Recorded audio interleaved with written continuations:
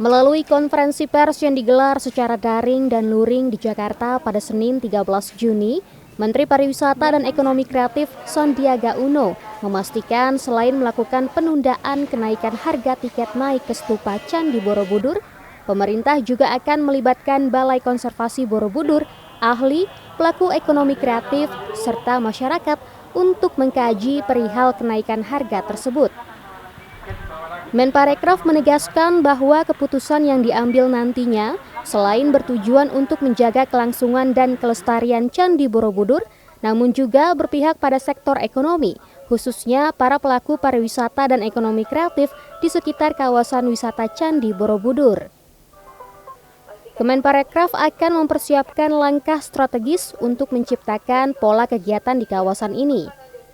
Salah satunya adalah mengundang investor untuk menciptakan penggunaan teknologi atau virtual reality berupa tayangan 3 dimensi dalam museum di kawasan Candi Borobudur. Museum 3 dimensi yang bisa memberikan kesempatan kepada masyarakat yang memutuskan untuk tidak naik ke atas areal Stupa Candi Borobudur, tapi bisa duduk di pelataran dan merasakan sensasi membaca relief demi relief dari Candi Borobudur tersebut, karena ini sangat mengandung kearifan lokal yang dimiliki oleh bangsa kita. Lebih lanjut, mantan Wakil Gubernur DKI Jakarta itu juga memastikan bahwa wisata Borobudur juga akan ditopang oleh 24 desa wisata yang dikembangkan oleh Kemenparekraf.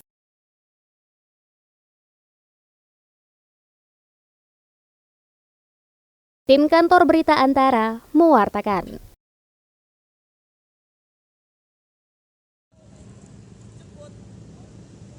Sebanyak 4.905 tenaga honorer di Kota Cilegon, sesuai surat edaran Kementerian Pendayagunaan Aparatur Negara dan Reformasi Birokrasi nomor B-SM.M.02.03/2022 akan segera dihapuskan per 23 November 2022. Menyikapi hal ini, pemerintah Kota Cilegon mengaku tengah bersiap dan mulai merumuskan strategi dengan mendata tenaga honorer, baik yang berstatus tenaga kerja kontrak, tenaga harian lepas, maupun tenaga kerja sukarela. Langkah ini guna menyelamatkan para honorer, khususnya yang sudah mengabdi puluhan tahun kepada pemerintah Kota Cilegon. Kita lagi coba mendata ya, dari jumlah yang ada di Kota Cilegon itu 4.905. Nah itu juga jadi bahan pemikiran bersama bagaimana kita merumuskannya, bagaimana masalah itu, apakah nanti ada yang masuk kriteria P3K dan sebagainya. Adapun tenaga honorer yang akan terdampak kebijakan penghapusan terbanyak yakni dari tenaga honorer guru yang mencapai 1.290 orang. Kedua tenaga honorer di RSUD Cilegon yang mencapai 414 orang, dan tenaga kebersihan pada Dinas Lingkungan Hidup yang angkanya mencapai 445 orang. Untuk tenaga honorer kebersihan, tenaga pengemudi, dan tenaga honorer pengamanan rencananya akan dialihdayakan. Kita sudah mendata ya, termasuk di dalamnya adalah honorer pegawai BLUD rumah sakit itu ada sekitar 4.905.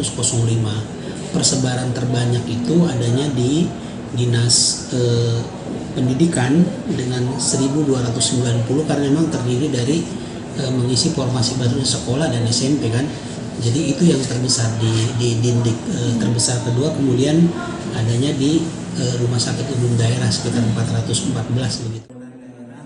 Sementara untuk kebutuhan honorer di sejumlah OPD non-lapangan, seperti guru, petugas staf rumah sakit BLUD, dan staf OPD lainnya, bagi yang memenuhi kriteria akan diarahkan untuk mengikuti seleksi pegawai pemerintah dengan perjanjian kerja, dengan jumlah kuota 1.548 formasi. Dari Kota Cilegon, Banten, Susmiatun Hayati, Kantor Berita Antara mewartakan.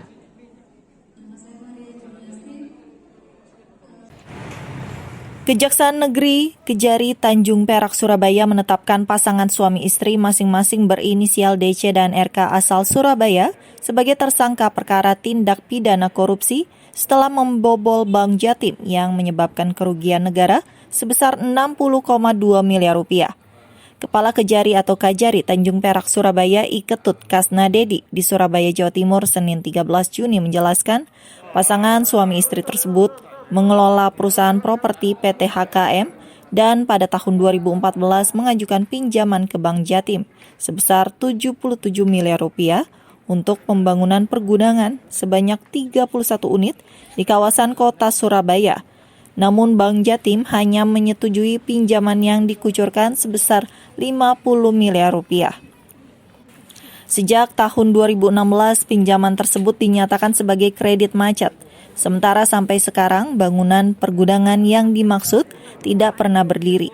Badan Pemeriksa Keuangan BPK telah melakukan audit dan menyatakan terdapat kerugian negara sebesar 60,2 miliar rupiah. Penyelidikan oleh Kejari Tanjung Perak mengungkap bahwa sejak awal, pasangan suami istri DC dan RK telah berniat membobol Bank Jatim, yaitu dengan menyertakan dokumen-dokumen palsu serta menggelembungkan anggaran mencapai 77 miliar rupiah saat proses pengajuan pinjaman ke Bank Jatim. Dari proses penyidikan yang dilakukan oleh jaksa penyidik dan sudah dilakukan penelitian oleh jaksa peneliti, dinyatakan sudah lengkap sehingga pada hari ini dilakukan penyerahan tersangka dan barang bukti dari penyidik kepada jaksa penuntut. Dalam bisnis properti yang dikelola oleh pasangan suami istri ini, Kejari Tanjung Perak Surabaya menemukan 3 orang korban yang telah membayar lunas sebesar total 9 miliar rupiah untuk membeli 3 unit gudang yang nyatanya tidak pernah dibangun. Sedangkan berkas perkaranya ditangani terpisah dalam kasus tindak pidana umum, penipuan dan penggelapan. Dari Surabaya, Jawa Timur, Hanif Nasrullah, Kantor Berita Antara mewartakan.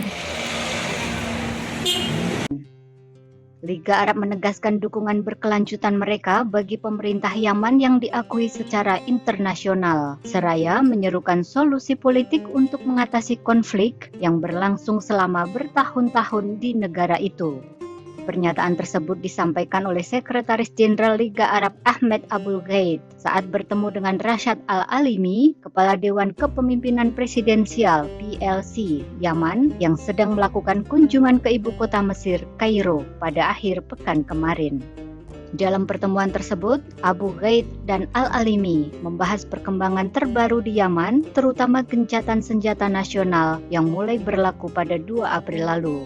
Sementara itu, Al-Alimi menjelaskan kepada Abu Ghaid tentang upaya yang telah dilakukan PLC untuk mengatasi tantangan yang dihadapi Yaman sejak pembentukan dewan tersebut. Pada 7 April, Presiden Yaman Abdul Rabbu Mansur Hadi mengeluarkan dekret tentang pembentukan PLC untuk menggantikannya dalam menjalankan pemerintahan dan mengadakan sejumlah pembicaraan damai dengan pemberontak Houthi. Al-Alimi yang mengepalai dewan itu menjadi pemimpin de facto pemerintah Yaman. Yaman telah terperosok dalam perang saudara sejak akhir 2014 ketika milisi Houthi yang didukung Iran menguasai beberapa provinsi di bagian utara dan memaksa pemerintah Yaman yang didukung Arab Saudi angkat kaki dari Sana'a. Perang tersebut telah menewaskan puluhan ribu orang, mengakibatkan 4 juta orang mengungsi dan mendorong negara itu ke ambang kelaparan. Koresponden Kantor Berita Xinhua melaporkan dari Kairo, Mesir.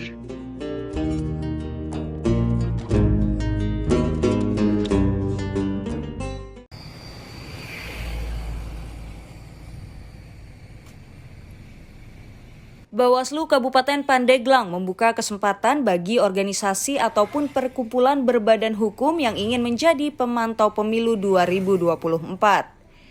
Kesempatan tersebut dibuka sebagai bentuk partisipasi publik dalam demokrasi. Ketua Bawaslu Kabupaten Pandeglang Ade Mulyadi pada Senin 13 Juni 2022 menyampaikan meskipun pendaftaran harus langsung ke Bawaslu RI, namun pihaknya siap menampung dan mengarahkan bagi para peserta yang akan menjadi pemantau pemilu. Banyak persyaratan yang harus dipenuhi para calon pemantau pemilu, diantaranya organisasi berbadan hukum bersifat netral, non-partisan, serta harus bersifat independen.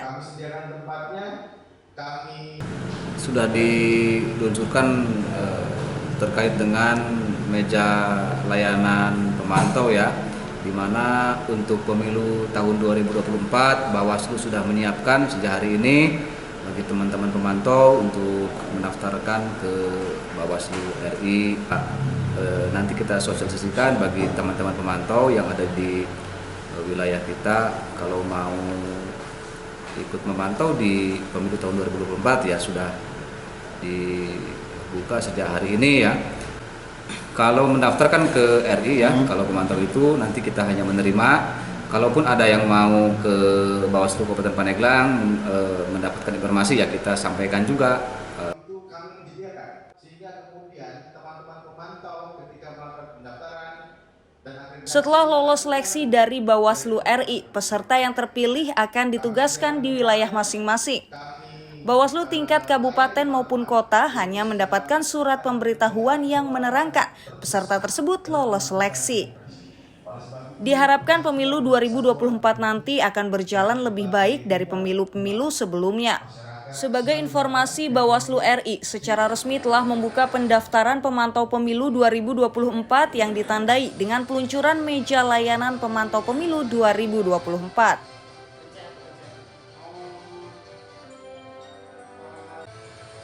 Dari Kabupaten Pandeglang, Banten, Rangga Eka Putra, Kantor Berita Antara, mewartakan.